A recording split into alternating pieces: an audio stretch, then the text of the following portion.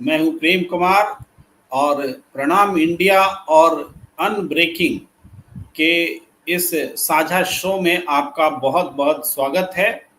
और हमारे साथ देश के जाने माने सीनियर जर्नलिस्ट राजेंद्र तिवारी जी मौजूद हैं और हम जिस विषय पर बातचीत करने के लिए इकट्ठा हैं वो बातचीत है कि क्या आदिवासी और मुसलमान को लड़ाने से मिलेंगे वोट।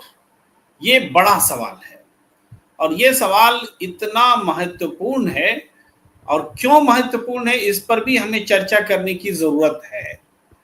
ये दरअसल आज बिहार से और दिल्ली से दो घटनाएं घटी हैं जिस पर हम सबका ध्यान आकृष्ट करना चाहते हैं।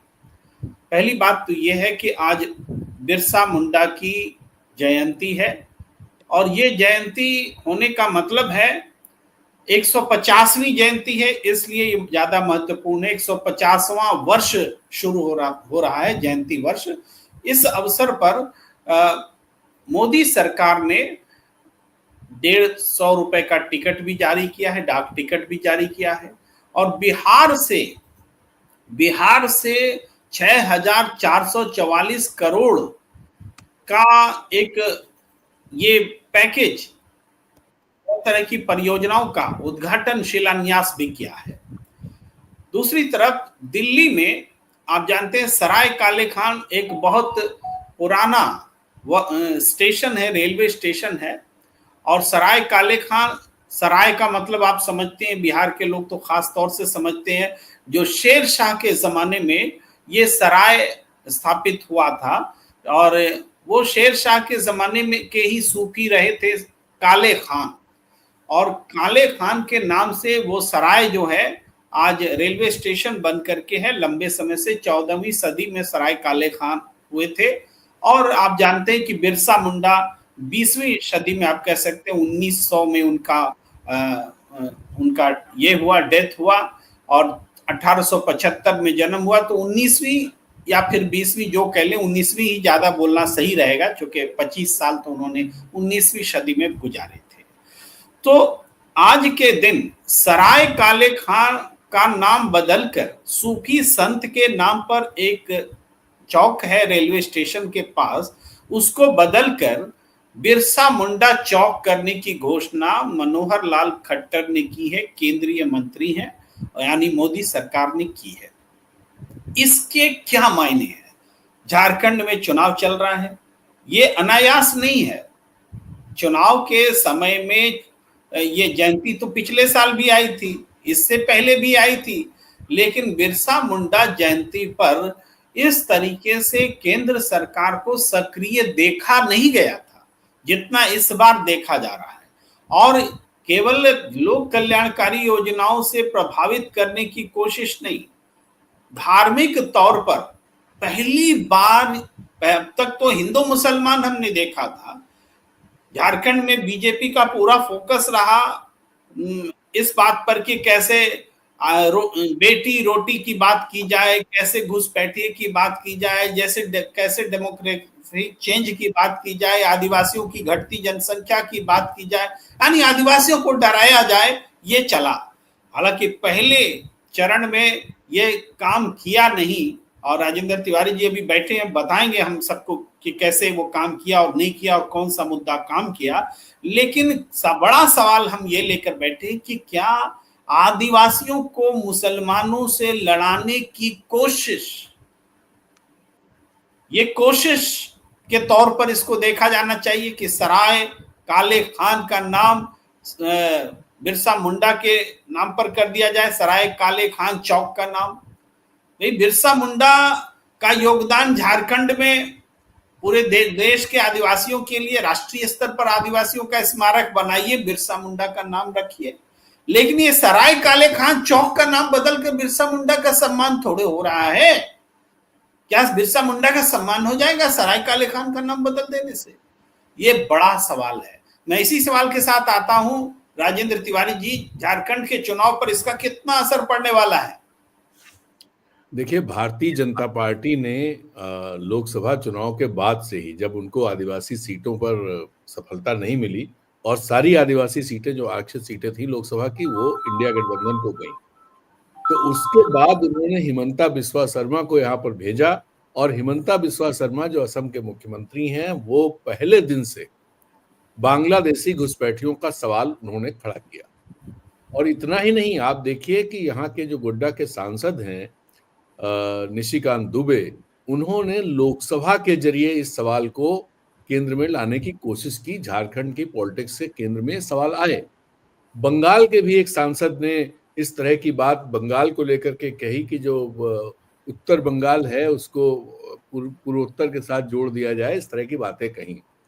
निशिकांत दुबे ने यहाँ तक कहा कि जो ये बिहार का सीमांचल और 2-3 जिले बंगाल के और संथाल के जिले, इनको मिला के यूनियन टेरिटरी बना दी जाए जिससे कि यहाँ पर घुसपैठ पे नियंत्रण किया जा सके। इस तरह का प्रस्ताव भी रखा उन्होंने। तो ये सारी कोशिशें ये थी कि कैसे आदिवासियों को तोड़ा जाए, आदिवासियों को कैसे भारतीय जनता पार्टी के पक्ष में लाया जाए, क्योंकि उनके पास कोई इशू यहाँ पर और कोई है नहीं।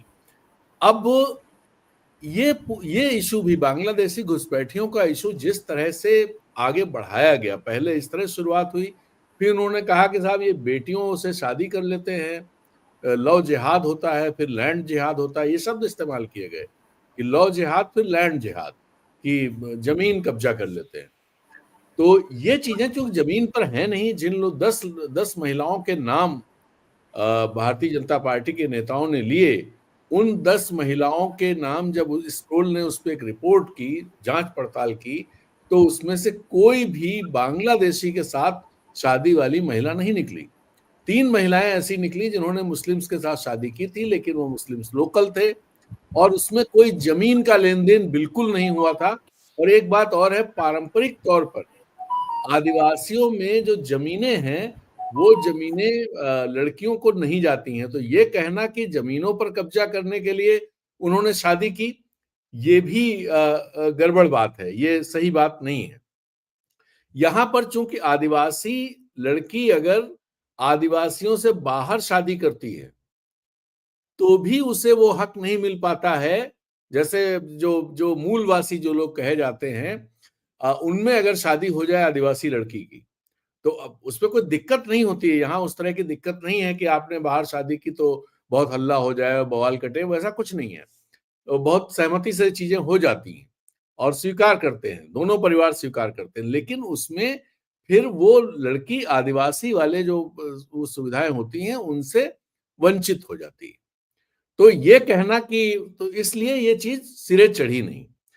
फिर भी अभी तक, पिछले दिनों जब प्रधानमंत्री 13 तारीख को यहाँ आए थे तब भी उन्होंने ये मुद्दा उठाया और इस मुद्दे को अब वो कोशिश ये कर रहे हैं, चूंकि अभी 38 सीटों का बचा हुआ है जो 20 तारीख को है। अब आप देखिए ये हुआ क्यों, क्योंकि जो जो चीजें, जो डेटा आ रहे हैं, पोलिंग के जो डेटा आ रहे हैं, वो डेटा कहीं ना कहीं भारतीय जनता पार्टी के लिए बहुत चिंताजनक है।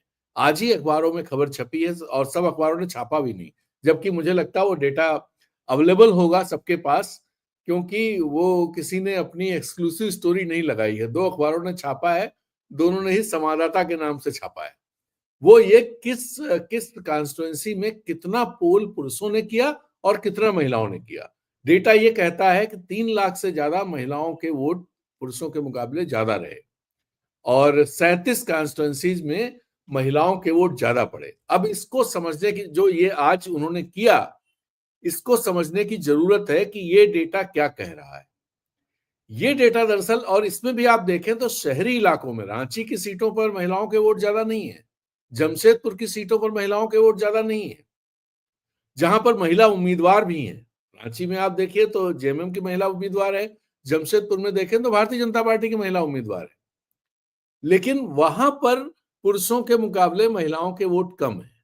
जितना रूरल इलाका है उनमें अधिकतर सीटों, कई सीटों पर 20-20 हजार, 27-27 हजार वोट महिलाओं के ज्यादा है। 2-4 हजार का मामला हो तो समझ में आता है, लेकिन अगर 20 हजार वोट ज्यादा पड़ रहे हों, 15 हजार वोट ज्यादा पड़ रहे हों, 27 हजार वोट ज्यादा पड़ रहे हों, इसका मतलब कोई ऐसा फैक्टर है जो महिलाओं को घर से निकाल रहा है वोट देने के लिए। और वो फैक्टर क्या है? जी, आपको अनम्यूट करना पड़ेगा। जी तिवारी जी, ऐसी कितनी सीटें हैं जिसमें कि महिलाओं ने ज्यादा वोट किया है? 37 सीटें ऐसी हैं 43 में से। 43 में 37? 37 सीट्स ये ऐसी। तो बहुत बड़ी खबर है जी। हाँ, तो ये खबर मुझे लगता है भारतीय जनता पार्टी इससे बहुत परेशान हुई होगी, क्योंकि ये जो बढ़ा है इसके पीछे जो मैं समझ पा रहा हूं, हेमंत सोरेन की मैया योजना जो है, मैया स्कीम, जिसमें वो पैसा 1,000 रुपए 18 साल से 50 साल तक की महिलाओं के अकाउंट में जाते हैं और 3 बार से जा रहे हैं। चौथी बार इस बार गए हैं, अगस्त, सितंबर, अक्टूबर, नवंबर, चौथी बार, और 5वीं बार वो 2,500 रुपए हो जाना है। और इसका रेजोनेंस मुझे हर जगह दिखाई दिया। मैं कई जगह जहां गया वहां ओबीसी महिलाओं में, अपर कास्ट महिलाओं में, इवन अपर कास्ट जो जनरल कास्ट के पुरुष हैं वो भी आशंकित थे कि इसकी वजह से जनरल कास्ट की जो महिलाएं हैं वो हेमंत को वोट दे सकती। ये आशंकाएं थी उन लोगों की और चिंतित थे इस बात को लेकर के, क्योंकि वो भारतीय जनता पार्टी को चाहते हैं वो लोग। तो वो चिंतित थे कि महिलाओं का कोई भरोसा नहीं है, कितनी महिलाएं हेमंत को वोट दे आएंगी। और ये जब ये डेटा निकल के आया तो मुझे लगता है चिंता बढ़ गई होगी। और आज चूंकि ऐसा मौका है कि बिरसा मुंडा की जयंती है, तो बिरसा मुंडा की अब देखिए प्रधानमंत्री बिरसा मुंडा को कितना मानते हैं, कितना जानते हैं, कितना उनमें वो, उसका अंदाजा तो इस बात से लगाया जा सकता है कि 15 अगस्त को जब वो लाल किले की प्राचीर से देश को संबोधित कर रहे थे तो उन्होंने बिरसा मुंडा का नाम लिया। और झारखंड में बिरसा मुंडा को भगवान बिरसा मुंडा कहा जाता है, धरती आबा, धरती के पिता। तो बिरसा मुंडा का नाम लिया और ये कहा कि बिरसा मुंडा 1857 से पहले पैदा हुए थे। मतलब मैं सिर्फ ये पॉइंट लाना चाह रहा हूं कि 1857 से पहले बिरसा मुंडा पैदा हुए थे। ये उनको जानकारी नहीं है कि बिरसा मुंडा कब पैदा हुए थे और बिरसा मुंडा की शहादत कब हुई। उन्होंने स्वतंत्रता संग्राम से पहले का बता दिया। ये उनकी जानकारी का स्तर है, ये उनकी जानकारी का स्तर है। तो ऐसे में ये जो चीजें हो रही हैं, अब सराय काले खां एक तो रेलवे स्टेशन है, वो रेलवे स्टेशन निजामुद्दीन है दरअसल, वहां पर सराय काले खां बस अड्डा है। जो इंटर स्टेट बस अड्डा है वो सराय काले खां बस अड्डा है। तो सराय काले खां का नाम बदल के बस अड्डे का भी नाम बदला गया और वहां पर जो वहां मूर्ति लगाई जाएगी बिरसा मुंडा की, ऐसा कहा जा रहा है। तो इसमें हमें लगता है इसका बहुत नेगेटिव हो जाएगा। उसकी वजह बता दें, पिछले 100 साल से जो यहाँ झारखंड का संघर्ष है, वो संघर्ष कभी हिंदू कभी मुस्लिम आदिवासी नहीं हुआ। यहाँ तो मुसलमान और आदिवासी साथ मिलकर के लड़े हैं। जोल्हा कोल्हा कहा जाता है यहाँ पर। जोल्हा मतलब मुसलमानों को जोल्हा बोलते हैं और कोल्हा मतलब जैसे कोल्हान से आ जाता है वो, कि कोल्हा मतलब आदिवासी। तो जोल्हा कोल्हा एकता यहाँ लंबे समय से चली आ रही है।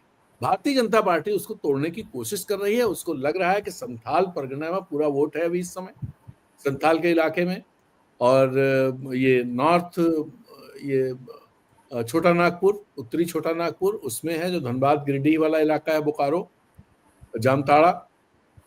तो उनको लगता है कि शायद इससे कोई फर्क पड़ जाए, लेकिन हमें लगता नहीं है कि ये चीजें कोई भी फायदा भारतीय जनता पार्टी को पहुंचाएंगी।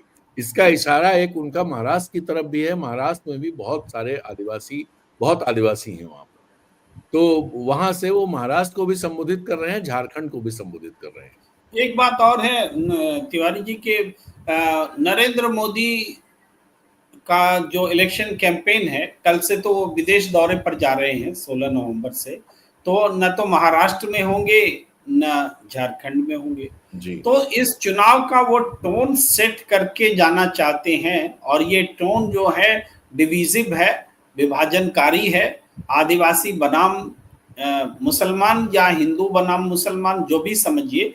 तो इसको कैसे देखते हैं कि चुनाव मैदान से जाते जाते भी एक ऐसा काम कर जाओ कि आदिवासी वर्सेस मुसलमान हो जाए, और महाराष्ट्र में भी और झारखंड में भी? देखिए, यहाँ वो इशू खड़ा हो नहीं पाया है। हिंदू मुसलमान में जो रहता है वो शहरों में वो इशू है, और उस वजह से भारतीय जनता पार्टी को वोट भी मिलते हैं। लेकिन ग्रामीण इलाकों में वो लेकिन इशू लेकिन सर, ये अभी जो दूसरे चरण का चुनाव है, इसमें वो इलाके हैं जहां पर बीजेपी का फोकस है कि घुसपैठिया आए हैं, जैसे वो पाकुड़ हुआ, वो सब आसपास का जो इलाका है, ये दूसरे चरण में पड़ेगा। तो इनका जो डिविजिव पॉलिटिक्स है उसका असर तो इस दूसरे चरण में देखना पड़ेगा।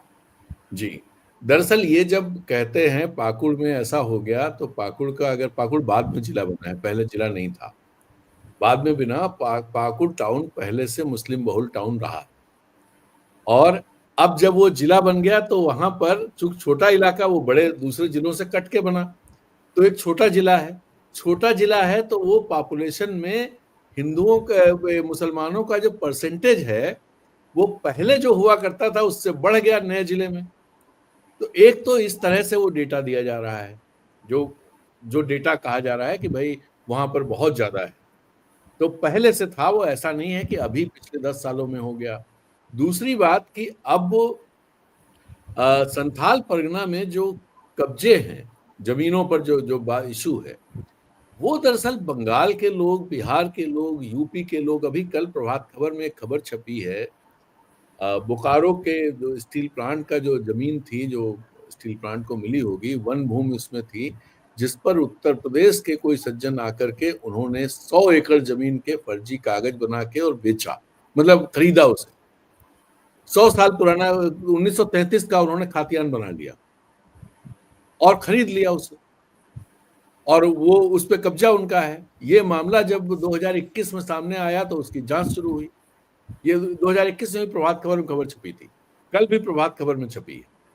जब ये जांच शुरू हुई तो ये पाया गया कि वो सज्जन, उन्होंने फर्जी कागज से इसको खरीदा है, और इसके खिलाफ फिर मतलब वो कार्रवाई चल रही है। ठीक है, ऐसे एक मामला नहीं है, ऐसे ढेर सारे मामले हैं जिसमें बिहार, यूपी और बंगाल के लोगों ने ये किया, जिसमें हिंदू भी हैं, मुसलमान भी हैं।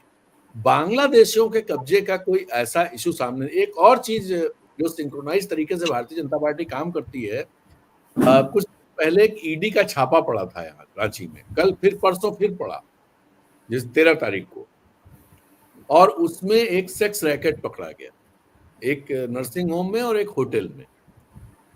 वो मुस्लिम्स के हैं, लेकिन जो लोग पकड़े गए हैं वो हिंदू हैं, और जिसने शादी की है हिंदू लड़की है, और हिंदू लड़का है वहां का, बांग्लादेश का।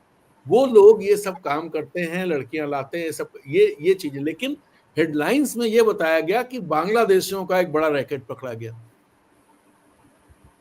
ठीक है, तो वो जो चीजें चल रही हैं, ये इस तरह से मैनेज करने की, ये गड़बड़ है। लेकिन इसका कोई इम्पैक्ट, जो भारतीय जनता पार्टी का अपना वोटर है उस पर इम्पैक्ट है, वो इसकी बात करता है, सही मानता है बिल्कुल।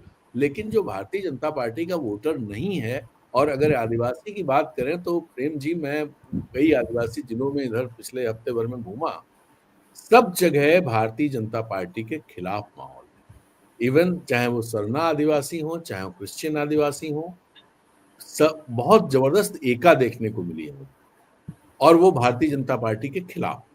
लोगों का ये तक कहना है, नौजवानों का, जो इन समुदाय के नौजवान हैं, उनका कहना है कि शहरों में हम देखते हैं तो लोग कहते हैं भारतीय जनता पार्टी हमें बचाएगी, हमें बचाएगी, तो हम भी कहते हैं हमें तीर कमान बचाएगा, और हम खुल के कहते हैं, और खुल के हम सब लोग वोट करेंगे। तो ये पोलराइजेशन तो एक है, तो लेकिन इसका फायदा भारतीय जनता पार्टी को मिलेगा, मुझे नहीं लगता, क्योंकि जो पोलराइजेशन वो चाहते थे वो पोलराइजेशन नहीं हो पाया। वो चाहते थे मुसलमानों के खिलाफ आदिवासियों को खड़ा कर दिया जाए, तो वो कहीं पर भी वो माहौल नहीं दिखाई दे रहा। और शहरों में पहले से था, उसमें कोई मतलब हिंदू मुसलमान तो पहले से ही भारतीय जनता पार्टी ने कर रखा है।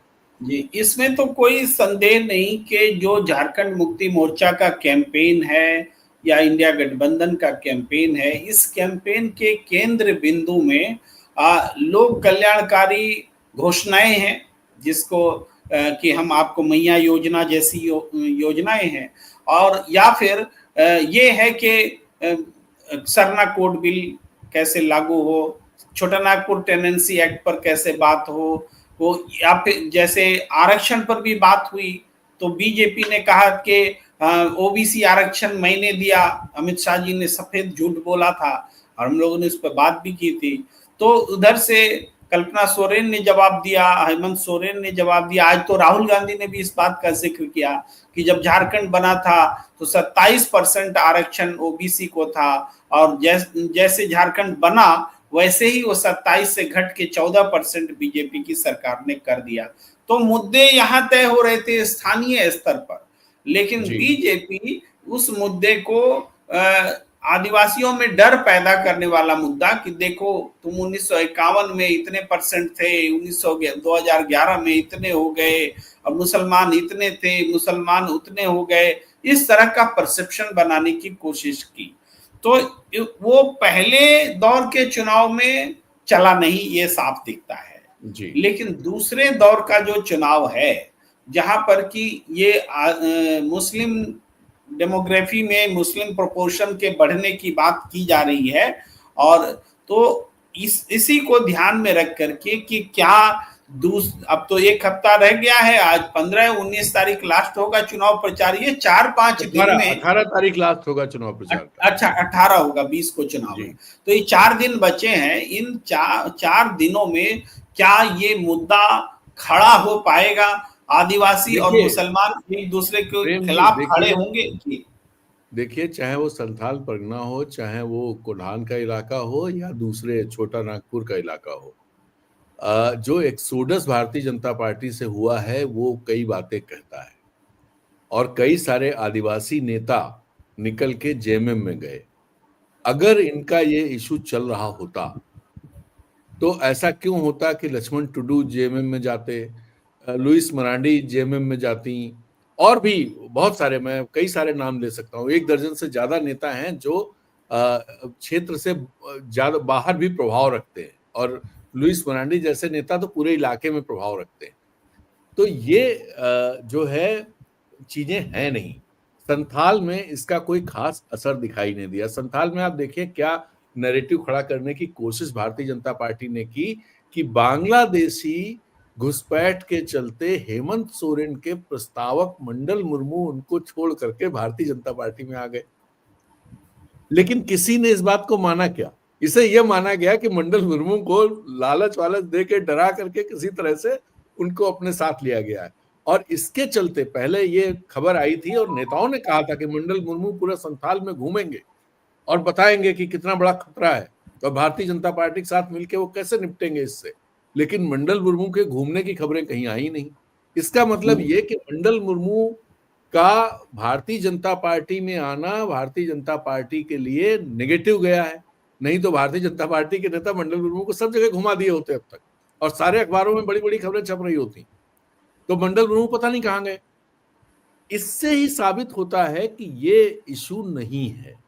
चंपई सोरेन कह रहे थे चुनाव से पहले, और जब चुनाव अनाउंस हुआ उस समय कह रहे थे बड़ा भारी मुद्दा है, लेकिन क्या चंपई सोरेन सब जगह जाकर के इस पर, जैसा वो कह रहे थे मैं पूरे संथाल में घूमूंगा, तो क्यों नहीं गए? वो कहीं नहीं गए वो, और ये मुद्दा खड़ा नहीं कर रहे हो। ये तो बल्कि तिवारी जी एक नए सिरे से मुद्दा बना है कि झारखंड में पूरे इंडिया गठबंधन के लोकल लीडर्स ज्यादा घूमे, चाहे कांग्रेस के हो या जेएमएम। देखिए, इसमें मैं आपको बताऊं कि एक परसेप्शन हेमंत सोरेन ने चेंज किया है। झारखंड मुक्ति मोर्चा का जो परसेप्शन एक रहा करता था पहले पुराना कि ये आदिवासियों की पार्टी है, आदिवासियों के लिए काम करती है, ये परसेप्शन था उस पार्टी का।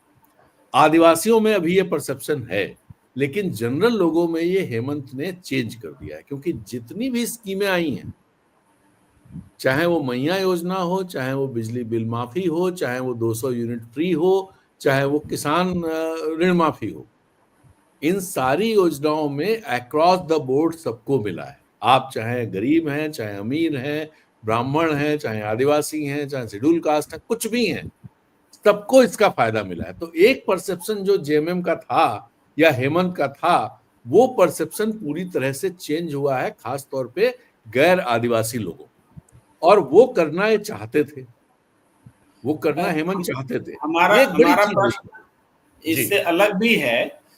वो प्रश्न है कि इस पूरे चुनाव में स्थानीय मुद्दों को लेकर के ज्यादा बात की इंडिया गठबंधन ने, स्थानीय लीडरशिप की को ज्यादा सामने लाया। और जेएमएम में तो कल्पना सोरेन और हेमंत सोरेन बड़े नेता हैं, लेकिन फिर भी वो अपने स्थानीय नेताओं को साथ लेकर मंच में घूमते दिखे, बात करते दिखे। लेकिन बीजेपी के पास आदिवासी नेता बाबूलाल मरांडी, चंपई सोरेन या फिर अर्जुन मुंडा और इस तरह से बड़ी संख्या में उनके पास भी हैं, लेकिन उन नेताओं का इस्तेमाल वोट मांगने के लिए नहीं हुआ, वो अपने अपने इलाके में ही रह गए। तो ये बात जो है स्थानीय लोगों, एक तो ये फैक्टर है, दूसरा है कि अमित शाह, हेमंत बिस्वा शर्मा, नरेंद्र मोदी, शिवराज सिंह चौहान, यहाँ तक कि योगी आदित्यनाथ, अनुराग ठाकुर, फला फला लोग जो जाकर के इलेक्शन कैंपेन कर रहे थे, जेपी नड्डा, राजनाथ सिंह, तो सबको लगा कि बीजेपी के पास में लोकल लीडर ही नहीं है क्या? नहीं, ये बड़ा सवाल। बीजेपी के बारे में जो 2014 के चुनाव में जब भारतीय जनता पार्टी को अच्छी सीटें मिली थी और उन्होंने सरकार बनाई थी, तब वो जिसे चाहते उसे बना सकते थे मुख्यमंत्री। लेकिन उस समय उन्होंने रघुबर को मुख्यमंत्री बनाया जो गैर आदिवासी नेता थे और यहाँ तक कि मूल निवासी भी झारखंड के नहीं थे, छत्तीसगढ़ के मूल निवासी। इस बार लोग उसे रिकॉल कर रहे हैं, चूंकि बाबूलाल मरांडी जब आए थे 2020 में, तो ये सब लोगों ने माना था कि भारतीय जनता पार्टी बाबूलाल मरांडी को ही चेहरा बनाएगी। आपको याद दिलाएं कि शिवराज सिंह चौहान ने जब पहली प्रेस कॉन्फ्रेंस यहाँ की तो उन्होंने ये कहा था कि हमारा सीएम का फेस बाबूलाल मरांडी है, लेकिन उसके बाद किसी ने सीएम फेस बाबूलाल मरांडी नहीं कहा, बाबूलाल मरांडी को नहीं कहा। इवन बाबूलाल मरांडी भी ये बात नहीं कह पा रहे हैं। वो ये कह रहे हैं कि हमने जो है मतलब जनता जानती है कि कौन फेस है, लेकिन बाबूलाल मरांडी खुद कहते हैं नहीं वो तो हाईकमान तय कर देगा और सबको पता है कौन फेस है, नाम नहीं ले पा रहे हैं। इसका मैसेज गड़बड़ ये गया है कि अगर भारतीय जनता पार्टी आती है यहाँ तो लोगों में मैसेज है आदिवासी चेहरा मुख्यमंत्री नहीं बनेगा। अगर बनना होता तो बाबूलाल मरांडी को फोरफ्रंट पे रखा जाता। तो एक तो ये, दूसरा ये भी कहा जा रहा है कि रघुबर की बहू को इसलिए टिकट दिया गया जिससे जरूर मतलब अगर भारतीय जनता पार्टी स्थिति में होती है तो रघुबर राज्यपाल पद से इस्तीफा देकर के यहाँ आ सकते हैं। वो इन लोगों की पसंद है जो टॉप लीडरशिप है भारतीय जनता पार्टी की। दूसरा जो गोड्डा के सांसद हैं उनका नाम भी बहुत तेजी से चल रहा है कि अगर भारतीय जनता पार्टी आती है तो निशिकांत दुबे चीफ मिनिस्टर के सबसे नंबर 1 रेस में नंबर 1 होंगे। और वो रघुबर जैसा उनका मामला है कि वो झारखंड के मूल निवासी नहीं है, वो भागलपुर के मूल निवासी हैं, झारखंड में पॉलिटिक्स करते हैं। तो ये चीजें भारतीय जनता पार्टी के लिए बहुत नेगेटिव जा रही हैं। जी ये जो बात आप कह रहे हैं ना, इसको हेमंत सोरेन ने मुद्दा भी बनाया है। हाँ। और मुद्दा कैसे बना है उसको 1-2 लाइन बता रहे हैं, उसके बाद आप उसको एक्सप्लेन करेंगे कि मुद्दा उसको इन्होंने ऐसे बनाया है कि यहाँ राहुल गांधी का भी नैरेटिव है कि दरअसल ये चुनाव जीतना नहीं चाहते हैं, ये वास्तव में सरकार खरीदना चाहते हैं। जी, नरेंद्र मोदी और अडानी सरकार खरीदने में लगे हैं। चुनाव में जो हो सो हो और चुनाव में नहीं हो तो बाद में भी इसको खरीद के कैसे अपनी ओर किया जाए। तो झारखंड में भी हेमंत सोरेन ने उसको कनेक्ट किया कि दरअसल एक आदिवासी मुख्यमंत्री इनको बर्दाश्त नहीं हो रहा है। आदिवासी मुख्यमंत्री को ये जेल भेज रहे हैं, बिना कारण से निर्दोष होते हुए भी जेल भेज रहे हैं। और ऐसा इसलिए कर रहे हैं क्योंकि इनको झारखंड के जल जंगल जमीन पर नजर है और उनके लिए ये एक ऐसी सरकार बनाना चाहते हैं जिसमें आदिवासी मुख्यमंत्री ना हो, गैर आदिवासी मुख्यमंत्री हो और जो अब क्रोनिक कैपिटलिज्म जिसको कहते हैं वैसे कैपिटलिस्टों के लिए काम करे। ये हेमंत सोरेन और राहुल गांधी ने मिल करके एक तरह से जनता को समझा दिया है कि क्या बीजेपी की रणनीति है। जी नहीं, आप सही कह रहे हैं। और भारतीय जनता पार्टी इस समय भी जो संभावित लोग हैं जो जीत सकते हैं चुनाव किसी भी पार्टी के हों और लगता है उनको कि ये लोग तोड़े जा सकते हैं, उनसे अभी नतीजे आने से पहले ही ऐसी खबरें हैं कि संपर्क साधे हुए हैं लोग। तो एक खतरा कांग्रेस, खास तौर पे कांग्रेस पर एक वो है कि कांग्रेस के जो विधायक जीत सकते हैं वो उनको उनसे संपर्क भारतीय जनता पार्टी के लोग साधे हुए हैं। तो ये तो खरीदने वाली ही बात हुई कि भाई, और ये भी कहा जा रहा है, बहुत सारे लोग ये बात कहते हैं कि अगर यहाँ पर सरकार बनाने के लिए इंडिया गठबंधन को कम से कम 44 सीटें चाहिए, 41 है वैसे, और इंडिया गठबंधन भारतीय जनता पार्टी अगर 38-39 भी लाई तो सरकार वही बना देगी। ये भी चर्चा बहुत ज्यादा है। और इसके पीछे आप समझ सकते हैं जो बात आप कह रहे हैं कि पैसे का खेल अगर होगा तो हो पाएगा कि नहीं हो पाएगा ये तो 23 के बाद ही पता चलेगा। पहली बात तो ये स्थिति बने कि भारतीय जनता पार्टी स्थिति में हो कि वो 2-4 एमएलए खरीद के सरकार बनाने की स्थिति आए उसकी, कि उसके पास 38 एमएलए हों। पहले चरण के उसमें तो ये दिखाई नहीं दे रहा है। लेकिन ये बात जो आप कह रहे हैं ये बात जमीन पर है कि ये लोग, चूंकि अडानी वाला जो इशू है वो बड़ा इशू है। अडानी यहाँ पर अमूर्त रूप से नहीं है, यहाँ मूर्त रूप से है कि भाई एक बड़ा प्लांट खड़ा है उसका गोड्डा में, और वहीं के सांसद हैं जिनको मुख्यमंत्री बनाने की बात चल रही है, जो चर्चा है, जिनकी बात चल रही नहीं कहें, चर्चा है, लोगों के बीच में चर्चा है कि ये मुख्यमंत्री बन सकते हैं। तो उनमें ऐसी क्या खास बात है कि वो मुख्यमंत्री बनेंगे? यही खास बात है कि वो अडानी के प्लांट वाले इलाके से सांसद हैं, अडानी से उनके बड़े अच्छे रिश्ते हैं। तो ये अब बहुत सारी चीजें कहनी नहीं पड़ेंगी, करनी नहीं पड़ेंगी, ये सब रहेगा। तो ये मुझे जो लग रहा है, देखिए प्रेम जी, सारी कोशिशों के बावजूद सराय काले खां का नाम बदलने, वहां बिरसा मुंडा नाम रख दें उसका, उससे कोई खास फर्क यहाँ पड़ने वाला, यहाँ की राजनीति पर पड़ने वाला नहीं है। जिस डायरेक्शन में चीजें जा रही, एक और खबर है जिसके चलते भारतीय जनता पार्टी को दिक्कत है आदिवासियों के बीच। बाबूलाल मरांडी चूंकि ये माना जाता है अध्यक्ष हैं, तो भाई वो चेहरा हो सकते हैं, एक संभावना ये भी है, और जो शुरू से लग रहा था लोगों को। अब बाबूलाल मरांडी जहां से खड़े हैं राजधनवार से, राजधनवार में एक निरंजन राय भारतीय जनता पार्टी के विद्रोही उम्मीदवार खड़े, वहां से एक और विद्रोही रविंदर राय थे जिनको मना लिया गया, उनको कार्यकारी अध्यक्ष बना दिया गया, लेकिन निरंजन राय को नहीं मनाया गया। क्यों नहीं मनाया गया? मना सकते थे, निशिकांत दुबे और सारे लोग लग के उसको तो मना लिए, इसको क्यों नहीं मनाए? खबर ये है, लोगों के बीच चर्चा ये है कि जिसमें बाबूलाल मरांडी चुनाव ही न जीत पाए। अब उसमें खेल एक और हो गया, वो खेल ये हो गया कि माले को सीट जानी थी, हेमंत ने भी वहां पर अपना कैंडिडेट दे दिया है। तो ये भी समझा जाता है कि हेमंत बाबूलाल मरांडी के लिए सेफ पैसेज बनाने की कोशिश में उन्होंने अपना कैंडिडेट दे दिया है, जिसमें बाबूलाल मरांडी निकल जाए। अब देखना यह कि बाबूलाल मरांडी निकल पाते हैं कि नहीं निकल पाते। अगर वो निकल जाएंगे, जीत जाएंगे, तब फिर ये लोग, अगर ये सरकार बनाने की स्थिति में भारतीय जनता पार्टी आती है तो मुश्किल होगी बाबूलाल मरांडी के चेहरे को किनारे कर पाना। और यही वजह है कि भारतीय जनता पार्टी बाबूलाल मरांडी को नहीं चाहती कि वो जीत करके आए, जैसे पिछली बार अर्जुन मुंडा के साथ 2014 में यही हुआ था। अर्जुन मुंडा से वो किस्सा, कभी बात होगी तो उस प्रसंग में बताऊंगा आपको, कि अमित शाह और अर्जुन मुंडा बिल्कुल 36 का आंकड़ा था, क्योंकि अर्जुन मुंडा जब यहाँ मुख्यमंत्री थे तब अमित शाह को कुछ काम पड़ा था, अमित शाह कुछ भी नहीं थे, जेल से छूटे थे जमानत पर, और वो मिलने, तो अर्जुन मुंडा ने थोड़ा अलग तरह का वो दिखाया था यहाँ पर। उसके चलते अर्जुन मुंडा चुनाव हारे 2014 में, किसी को भरोसा नहीं हो रहा था खरसावां से अर्जुन मुंडा चुनाव हार जाएंगे, वो चुनाव हार गए तो उससे बाहर हो गए रेस से, जबकि 1.5 साल पहले वो मुख्यमंत्री थे यहाँ पर।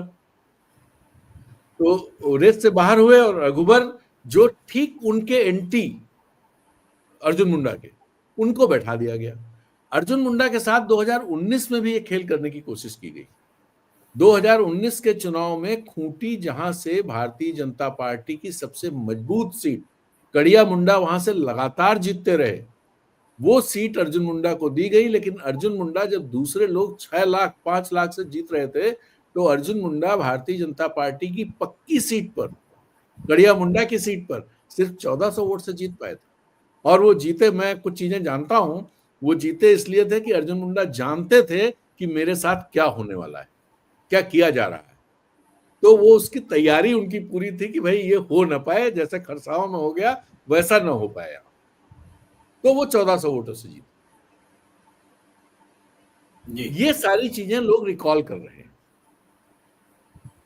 तो इस तरह से अगर हम देखें तो चूंकि ये पूरा चुनाव बीजेपी पहले चरण के मतदान में साफ दिख रहा है कि बीजेपी के हाथ से ये चुनाव निकल गया है।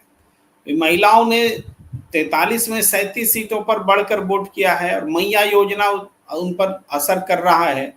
और जो वोट परसेंटेज में बढ़ोतरी दिखी है पिछले बार के मुकाबले, वो बढ़ोतरी मोटे तौर पर महिलाओं के वोटों में बढ़ोतरी के कारण लगभग इक्वल है। परसेंटेज जितना बढ़ा है वो महिलाओं का वोट जो बढ़ा है ओवरऑल 43 सीटों पर महिलाओं का वोट ज्यादा है और पुरुषों का कम पड़ा है। ओवरऑल 43 में 37 ना जी, नहीं 37 में तो महिलाओं का वोट उन सीटों पर ज्यादा। ओवरऑल जितनी पोलिंग हुई है, हाँ, उसमें महिलाओं का वोट ज्यादा, बढ़े हुए प्रतिशत से ज्यादा है। आप ये हाँ जी, पिछली बार चुनाव है जैसे पुरुषों ने 64.23% जो पुरुष मतदाता है उनका 64.23% लोगों ने वोट डाला, इतने पुरुषों ने वोट डाला।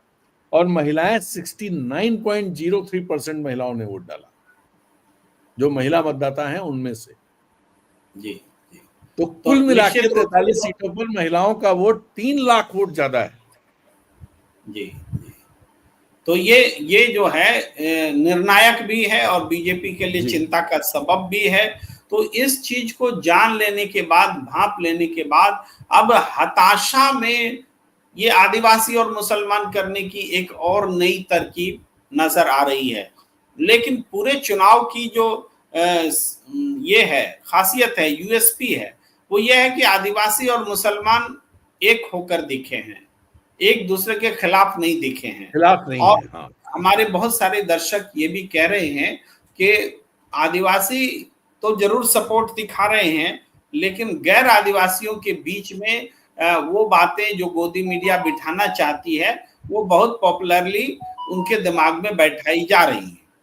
तो ये कोई नई बात नहीं है, नई प्रवृत्ति नहीं इसमें है। देखिए इसमें क्या है मामला, ये कि जो भारतीय जनता पार्टी का जो अपना वोट है, जो उनका सपोर्ट करते रहे हैं जो लोग, उनको तो उन्होंने कंसोलिडेट कर लिया है ये सब मुद्दे उठाकर, उन्हीं के बीच ये सब बातें। ऐसा नहीं है कोई नया वोट जुड़ रहा है, ऐसा नहीं, ये नहीं दिख रहा है। और महिलाओं के बीच इसका कोई असर है नहीं। जी, तो कुल मिलाकर के हम लोग ये बात देख रहे हैं कि जो झारखंड का जो चुनाव है, वो चुनाव अब आने वाले समय में और भी डिविजिव लाइन पर बीजेपी लाने की कोशिश करेगी और कांग्रेस और इंडिया गठबंधन को इसका मुकाबला करना है। वो मुकाबला कैसे करती हैं, इसका एकमात्र तरीका स्थानीय मुद्दों से लोगों को जोड़ना है, उम्मीदों से जोड़ना है, अपने काम से जोड़ना है। और जी, आप कुछ कहना चाह रहे हैं? नहीं, मैं सिर्फ ये कहना चाह रहा हूँ, ये जो डिविसिव कटेंगे बटेंगे कटेंगे टाइप जो नारे हैं, आपने देखा ही कि एनडीए के जो सहयोगी दल हैं उन्होंने इस पे आपत्ति दर्ज की, फिर पार्टी के अंदर के नेताओं ने आपत्ति दर्ज की, पंकजा मुंडे ने कह दिया, अशोक चौहान ने भी ये बयान दे दिया कि ये नहीं होना चाहिए। ऐसा, ये तो बड़े नेता हैं जिनके नाम आ रहे हैं, निचले स्तर पे भी कई ऐसे नेता हैं जो इससे सहमत नहीं है। तो ऐसे भारतीय जनता पार्टी की दिक्कत ये हो रही है कि इस डिविसिव एजेंडा से उनकी पार्टी के अंदर भी डिवीजन हो रहा है, भले थोड़ा हो रहा हो लेकिन वो डिवीजन है। और बांटते बांटते खुद बट रहे हैं। जी, दूसरों को सलाह दे रहे थे बटो नहीं, बटोगे तो कटोगे, और खुद बट गए, बटते दिख रहे हैं। ये बात जैसे यहाँ आजसू के सुदेश महतो हैं, सुदेश महतो बटोगे कटोगे को बिल्कुल इंडोर्स नहीं कर रहे हैं, खुल के इसके खिलाफ नहीं बोल रहे हैं, लेकिन इसको इंडोर्स नहीं कर रहे हैं। अगर सामने ये सवाल आ जाए तो वो इसके खिलाफ ही खड़े होना पड़ेगा सुदेश महतो को। जी जी जी। तो एक एक बात और कि चुनाव के आखिरी घड़ी में मैदान छोड़कर मोदी भाग क्यों रहे हैं?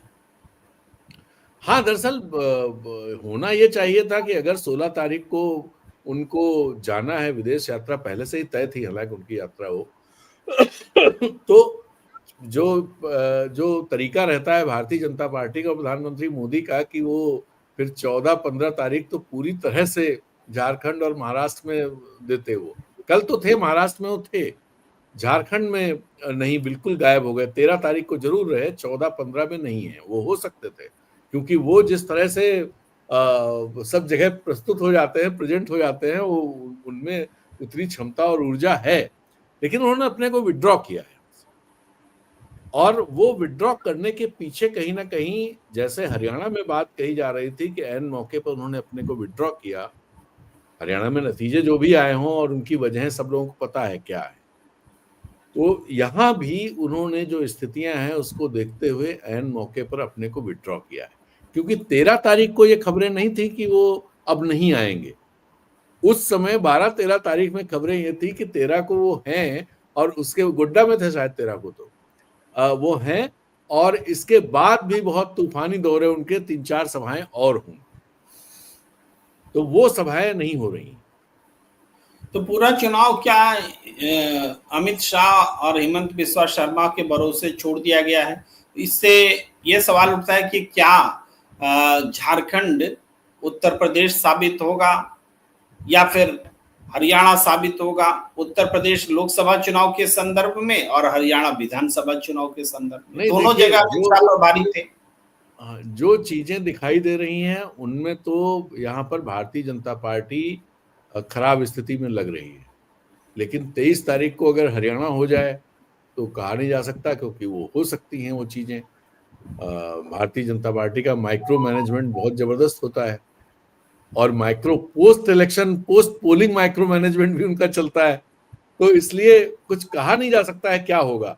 बट जमीन पर जो चीजें हैं, जो दिखाई दे रही हैं, जो लोगों की राय है, जिस तरह से लोग बोल रहे हैं, उसमें तो भारतीय जनता पार्टी बहुत ऐसी स्थिति में नहीं लग रही है कि वो सरकार बनाने की तरफ बढ़ सके।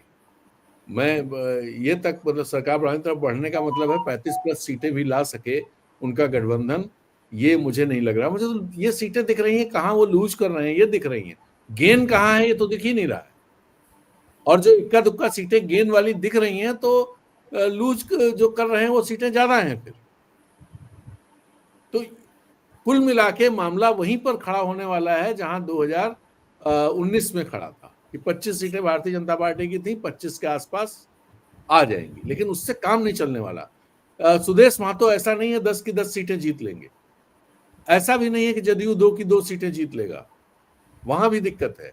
10 सीटें सुदेश महतो भी नहीं जीत पाएंगे, ये 2-3 सीटें 4 सीटें और आ जाएंगी तो 30 नहीं क्रॉस करते हैं, मुझे ऐसा लग रहा है 30 क्रॉस तो नहीं आप करती ये कह रहे हैं कि 10 सीटें हटा दीजिए, 81 में तो 71 हो गया, 2 और हटा दीजिए तो 69 हो गया, बीजेपी 68 या 68 सीटों पर, 68 तो 68 सीट में 69 हो गई, अब 69 पर हो रही है। अच्छा 16, एक सीट एलजेपी को दी हुई है ना, 68 ही है। हाँ, एक एलजेपी को दी जी, 68 है मुझे याद हुआ है। एलजेपी में क्या हुआ है कि चतरा में बहुत ज्यादा वोट पड़ गए महिलाओं के, और वहां महिला कैंडिडेट आरजेडी का है।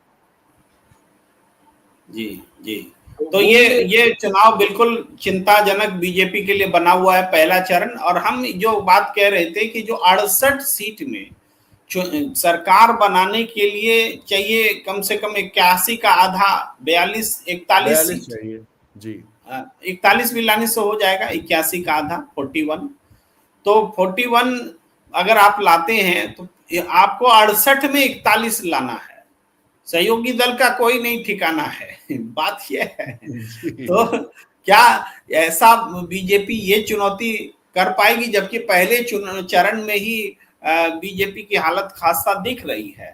इस आखिरी सवाल के जवाब में बता रहा हूँ, चतरा की सीट 20,000 ज्यादा महिलाओं ने पुरुषों के मुकाबले 20,000 ज्यादा महिलाओं ने वोट किया है। जी। तो इसी से आप अंदाजा लगा सकते हैं, ऐसी कई सीटें हैं जो भारतीय जनता पार्टी की सीटें थी। हालांकि चतरा भारतीय जनता पार्टी की सीट नहीं थी, वो आरजेडी की सीट थी, लेकिन कई सीटें ऐसी हैं जो भारतीय जनता पार्टी की सीट, सिमरिया की सीट, वहां भी बहुत ज्यादा पोलिंग महिलाओं की हुई है, जो भारतीय जनता पार्टी की सीट थी। अब जेएमएम है वहां पर, जब मजबूती के साथ खड़ा है।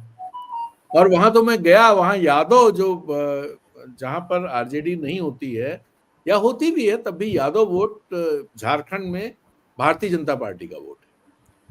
वो महिलाएं हेमंत की बात, भारतीय जनता पार्टी को मिलती है या नहीं मिलती है, क्या कह रहे हैं आप? यादव वोट मिलता है भारतीय जनता पार्टी को। जी। जहां आरजेडी नहीं हो या इंडिया गठबंधन का यादव कैंडिडेट प्रदीप यादव है वहां से, तो ठीक है, लेकिन जहां नहीं है वहां पर भारतीय जनता पार्टी को जाता रहा है। तो लेकिन वहां पर यादव महिलाएं तक हेमंत के पक्ष में खड़ी हुई दिखाई दे रही थी। जी, तो असर तो पड़ेगा। बिल्कुल। और सिमरिया का वो भी बढ़ गया है, जो मैं आपको बता रहा था। सिमरिया में कितना 15,000 ज्यादा महिलाओं ने वोट किया है पुरुषों के मुकाबले। तो 15,000 बड़ा नंबर है, बहुत बड़ा नंबर है। बिल्कुल। तो ये अब ये जो वोट बढ़ा है, ये वोट जो मैं समझ पा रहा हूं, वो तो मुझे लगता है मैया योजना के चलते बढ़ा है। और मैया के चलते बढ़ा है तो ये वोट हेमंत को और इंडिया गठबंधन को ही जाना है। दूसरा एक काम और हुआ है, जो 2,500 रुपए जो करने का दिसंबर की बात थी, ये तो बाद में हेमंत उतना कम्युनिकेट नहीं, इसमें कांग्रेस एक चीज बहुत अच्छा कर गई है। कांग्रेस का जो सोशल मीडिया वाला मामला मैं देखता हूं जो आता है, उन्होंने इससे बहुत नीचे तक पहुंचा दिया है कि 2,500 हो जाएगा, 2,500 हो जाएगा। और जहां भारतीय जनता पार्टी 2,100 गोगो दीदी है, वहां कांग्रेस वाला आपको जरूर मिलेगा कि 2,500 हो जाएगा। तो उन्होंने कुछ काम बड़े जबरदस्त किए हैं कि नीचे तक सोशल मीडिया की टीम ने उनको पहुंचा दिया 2,500। आप किसी से पूछिए यहाँ पर, तो उनको पता है कि दिसंबर में 2,500 आएंगे। और इसके लिए जरूरी है कि हेमंत बने रहे, क्योंकि भारतीय जनता पार्टी आई तो 2,100 मिलेंगे ना। तो ये भी एक इशू है। तो आज की बातचीत को यहीं पर विराम देते हैं। आप सभी दर्शकों से आग्रह कि अनब्रेकिंग और प्रणाम इंडिया को लाइक कीजिए, सब्सक्राइब कीजिए, शेयर कीजिए, ज्वाइन का बटन दबाइए और जुड़े रहिए अलग अलग खबर और उसके विश्लेषणों के साथ। और राजेंद्र तिवारी जी की ओर से और मेरी ओर से आप सबका बहुत बहुत आभार, धन्यवाद।